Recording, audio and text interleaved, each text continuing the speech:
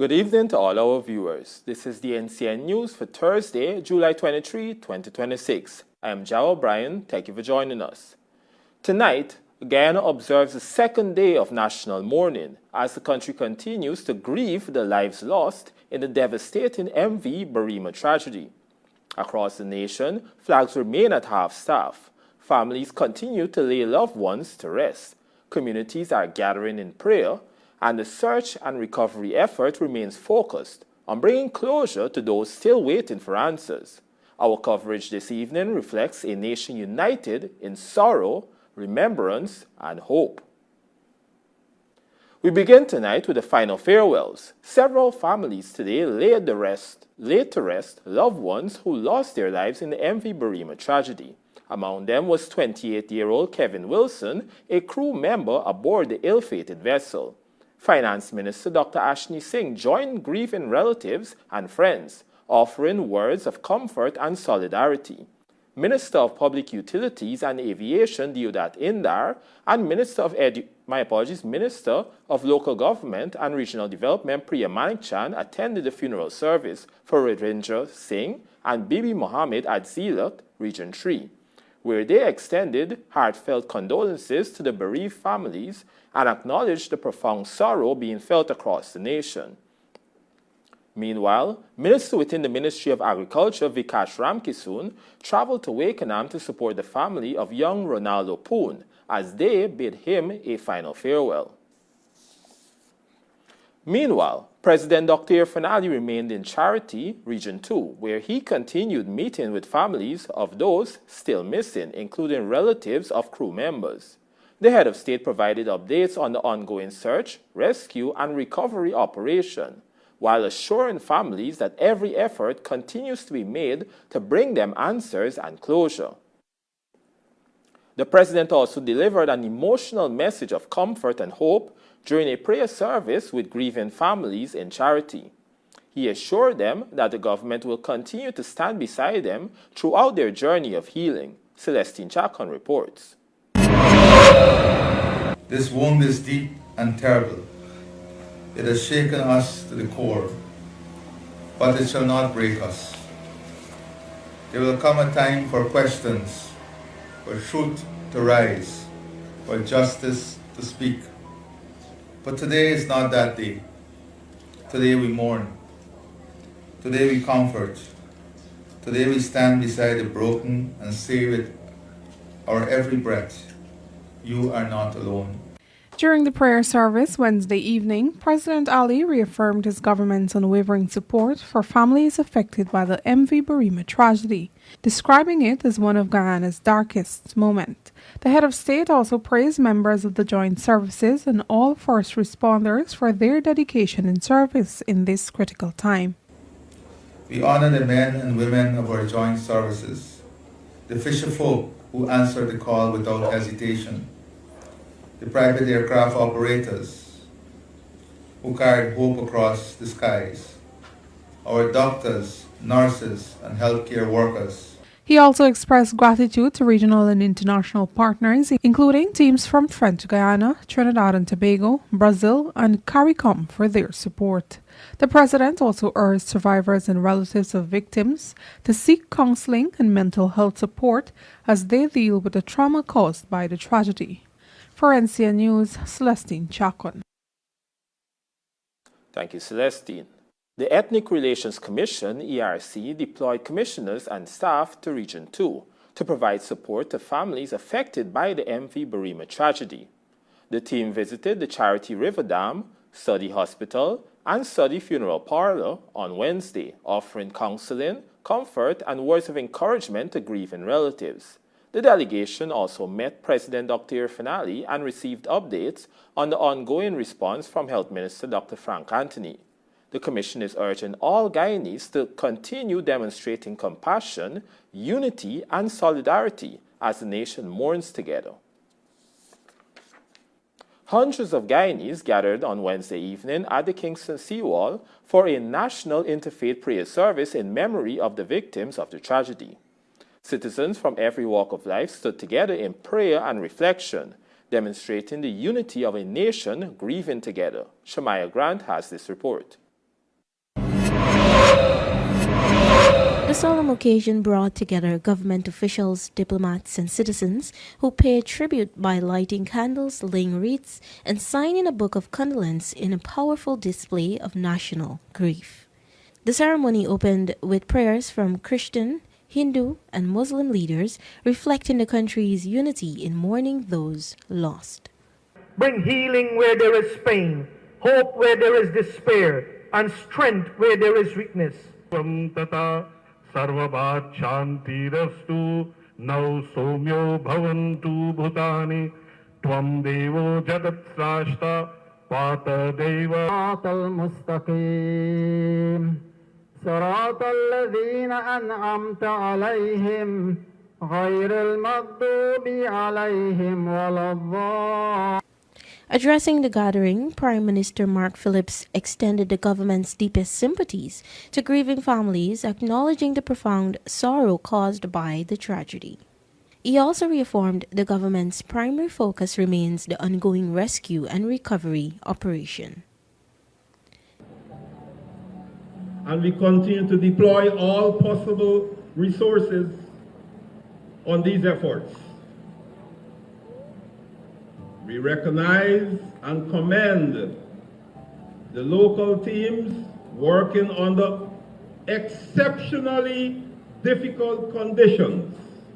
The Prime Minister also urged the public to exercise restraint when sharing information or images on social media, noting that insensitive posts can inflict further distress on grieving families.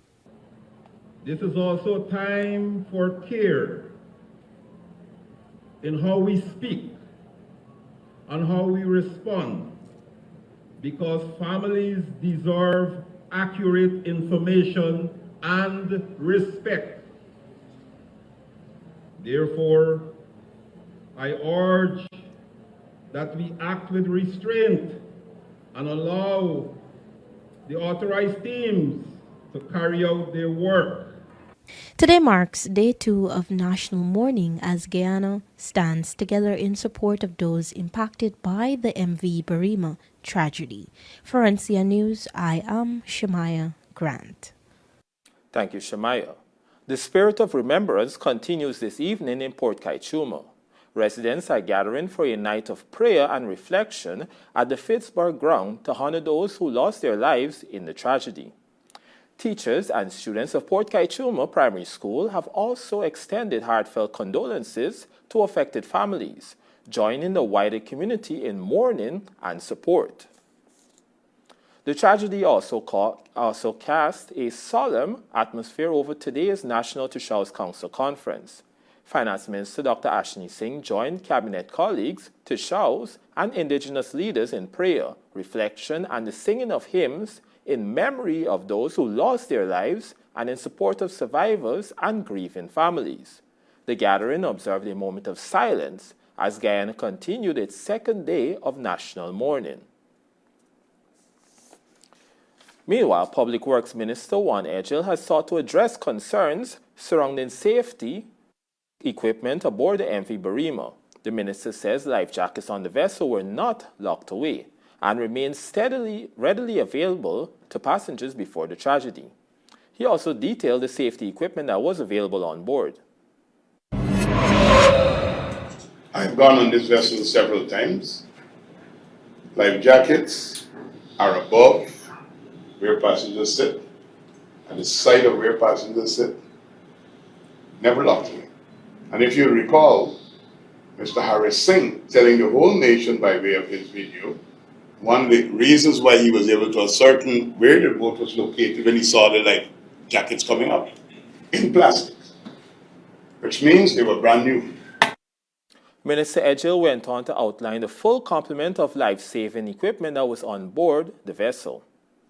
The total safety equipment was 250 life jackets, 6 inflatable rafts, which could carry 25 passengers each, and 2 rigid, that's what we call it, rigid rafts, which could also carry 25 passengers. The Guyana Defense Force has praised the dedication and professionalism displayed by its ranks, sister services, and civilian volunteers involved in the search and recovery operation.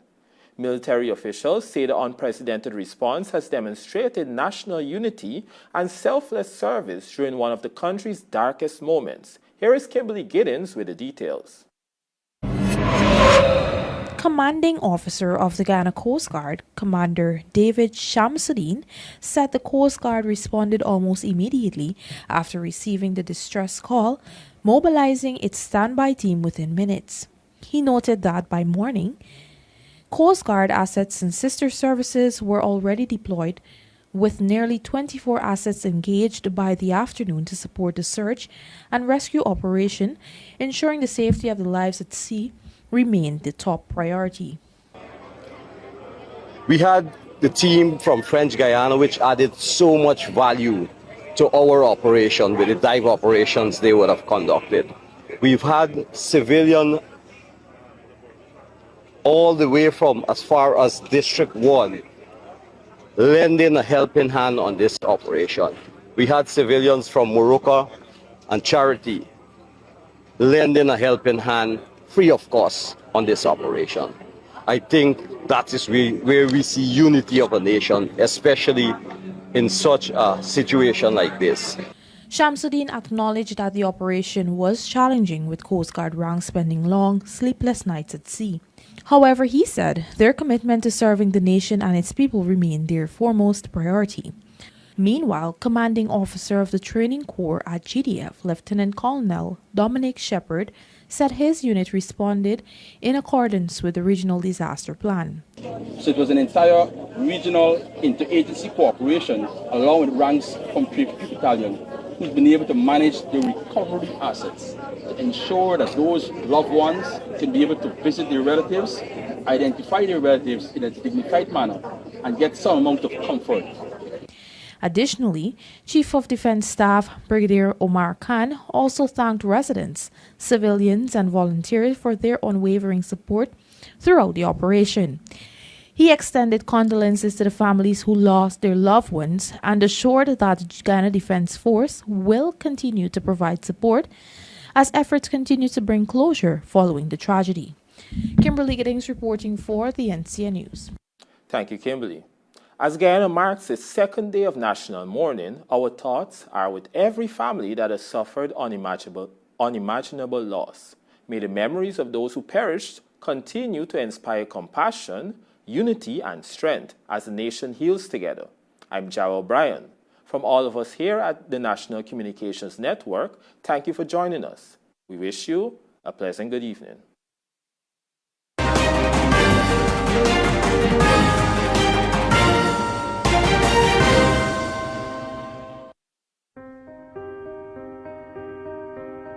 The management and staff of Tulsi Prasad Limited and group of companies extend heartfelt condolences to the families and loved ones of those who have tragically lost their lives in the MV Berbice tragedy. We stand in solidarity with our fellow Guyanese during this difficult time as we mourn the loss of precious lives.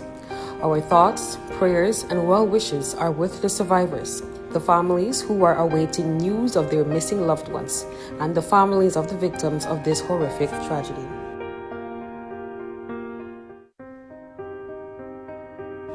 The African Cultural and Development Association, ACDA, joins with our nation to mourn the loss of the lives on the MV Berbice. ACDA extends sincere condolences to the families and friends of the deceased. May their souls rest in perpetual peace. Today, our nation stands united in grief and remembrance. We mourn for those we have lost and extend our deepest condolences to their families, friends, and communities. May their lives and contributions never be forgotten. In this time of sorrow, may we find strength in unity, compassion, and hope as we move forward together. May they rest in peace. From the management and staff of Global Healthcare Supplies Incorporated,